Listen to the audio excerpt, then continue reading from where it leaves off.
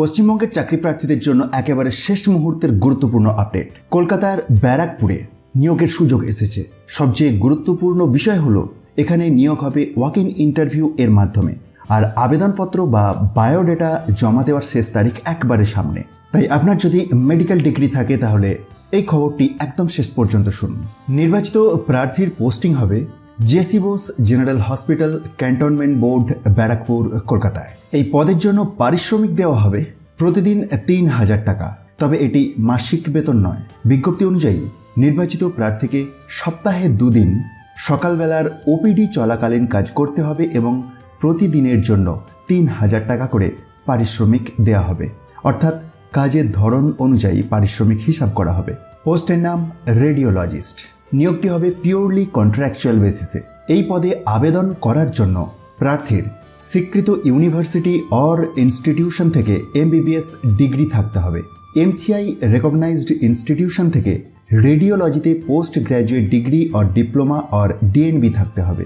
বাধ্যতামূলক 1 বছরের rotating internship সম্পূর্ণ করা থাকতে হবে এবং ওয়েস্ট বেঙ্গল মেডিকেল কাউন্সিল অথবা ন্যাশনাল মেডিকেল কাউন্সিল এর বৈধ রেজিস্ট্রেশন থাকতে হবে। অর্থাৎ শুধুমাত্র MBBS থাকলেই হবে না, রেডিওলজিতে প্রয়োজনীয় পোস্ট গ্র্যাজুয়েট কোয়ালিফিকেশন অবশ্যই থাকতে হবে। ইন্টারেস্টেড এবং এলিজিবল ক্যান্ডিডেটদেরকে অফলাইনে আবেদন করতে হবে। প্রার্থীদের রেজিউম অর বায়োডেটা এবং প্রয়োজনীয় ডকুমেন্টস এর ফটোকপি জমা করতে হবে। আবেদনপত্র জমা দিতে হবে at the office of the cantonment board, ব্যারাকপুরে। আবেদনের শেষ তারিখ 14 আগস্ট 2026। ওয়াক ইন ইন্টারভিউ এর মাধ্যমে নির্বাচনটি হবে। ওয়াক ইন ইন্টারভিউয়ের তারিখ, সময় এবং স্থান ক্যান্টনমেন্ট বোর্ড এর ওয়েবসাইট ও নোটিশ বোর্ডে জানানো হবে। যোগ্য প্রার্থীদের তাদের আবেদনপত্রে দেওয়া অ্যাড্রেস বা ইমেলের মাধ্যমেও জানানো হবে।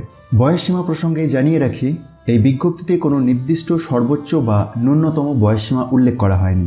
তাই বয়স সংক্রান্ত কোনো অতিরিক্ত শর্ত এই নোটিশের ভিত্তিতে নিশ্চিতভাবে বলা যাচ্ছে না। এই নিয়োগটি সম্পূর্ণ কন্ট্রাকচুয়াল বেসিসে হবে। এই চাকরি থেকে রেগুলার অ্যাপয়েন্টমেন্ট বা চাকরির মেয়াদ বাড়ানোর কোনো অধিকার তৈরি হবে না। ইন্টারভিউয়ের সময় প্রার্থীদের সমস্ত প্রয়োজনীয় অরিজিনাল ডকুমেন্টস ভেরিফিকেশনের জন্য সঙ্গে নিয়ে যেতে হবে। ইন্টারভিউ এর জন্য কোনো টিএ বা ডিএ দেওয়া হবে না।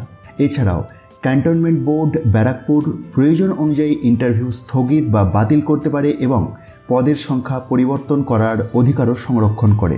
সবশেষে সিলেকশন এর বিষয়ে ক্যান্টনমেন্ট বোর্ড ব্যারাকপুর এর সিদ্ধান্তই চূড়ান্ত এবং বাধ্যতামূলক বলে বিজ্ঞপ্তিতে জানানো হয়েছে।